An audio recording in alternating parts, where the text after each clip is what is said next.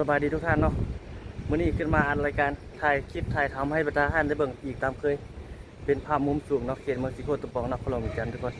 มาอัปเดตเบิ่งเนาะภาพมุมสูงอยู่ในขอบเขตนี้อัปเดตเบิ่งโรงแรมมื้อนี้เป็นวันที่2เดือน52เดือน5บ่แม่น วันที่2เดือน6ทุกคนโอ้ยังลงอยู่เดือน5อยู่วันที่2เดือน6 2025เนาะ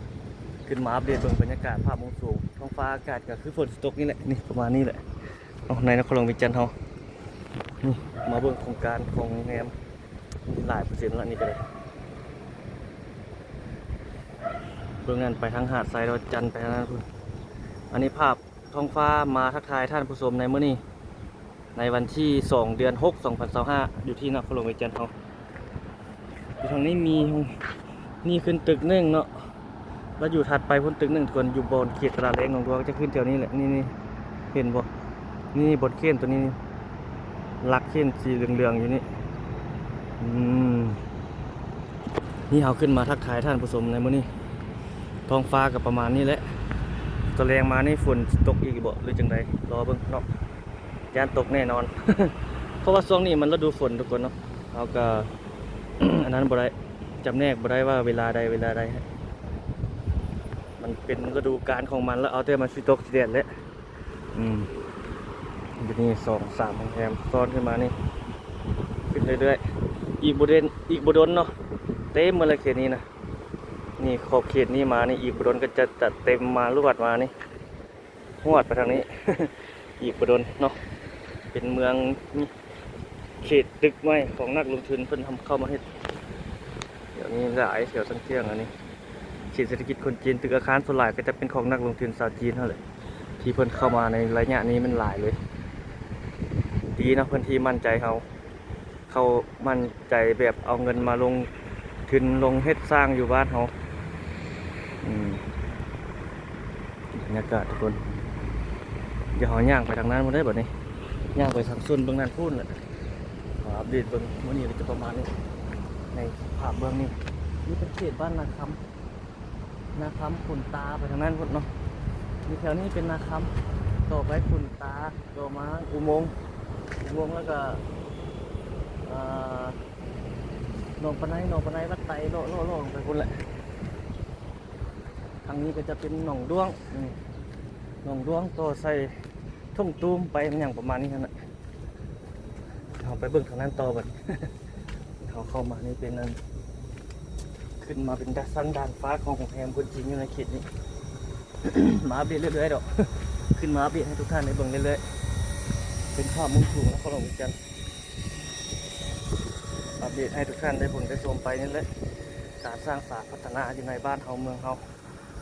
ฝากท่านมันก็มักเห็นภาพมุมสูงหน่อยเพิ่นอยู่ในขอบเขตนี้บางท่านก็บ่เคยเบิ่งเฮาก็เบิ่งผ่านซอกของเฮาก็ได้เฮา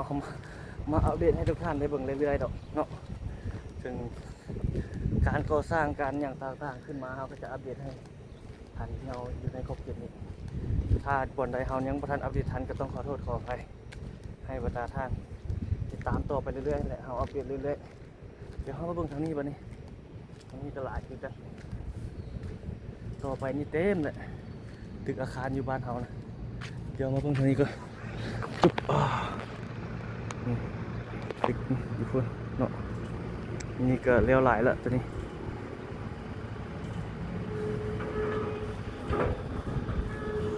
เรียนไปนี่2-3ตึกไปเขตนั้นเขามักไปถ่ายนะทุกคนมงวิงเขตนั้นจะเป็นเขตที่เศรษฐกิจคนจีนไปบุกเบิกอยู่ใหม่เขตนั้นนะเขตทุ่งนาเขตนั้น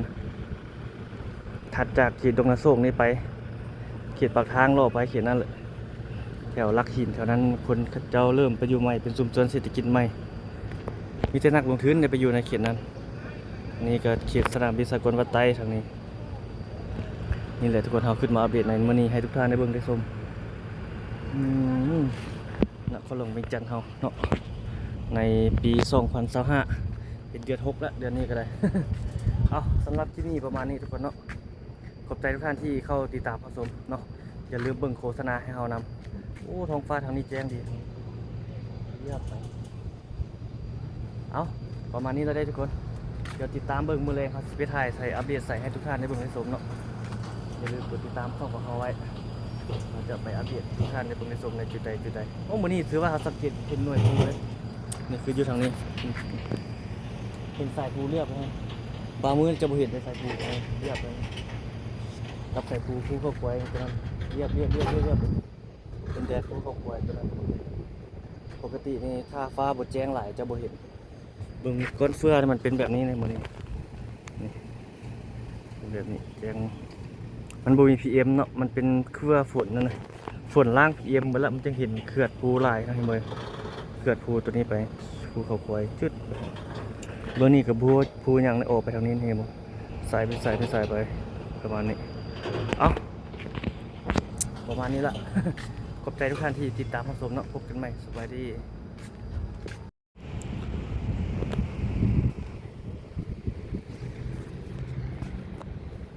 ตอนนี้เสร็จจังเจียงทางนี้กำลังสร้างลายขึ้นมาเรื่อยๆเนาะการสร้างสาพัฒนาอัปเดตถ่ายทำให้ทุกคนได้เบิ่งโอ้เขาเป็นอย่างนี้มีเพื่อนนี่สะท้อนเห็นเงาเขาไปเลยฟ้าแจ้งดีเลยแต่ว่าตอนแรงมานี่ฝนตกพุ่มแน่นอน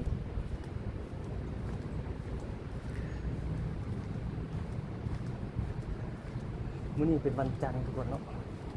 วันที่2 เดือน 6 2025กายครึ่งปีละแป๊บเดียวนึง โอ้มันก็จะเอาเครื่องขึ้นมาจากฝั่งนี้ประมาณนี้เลยที่เขาขึ้นไปเทิง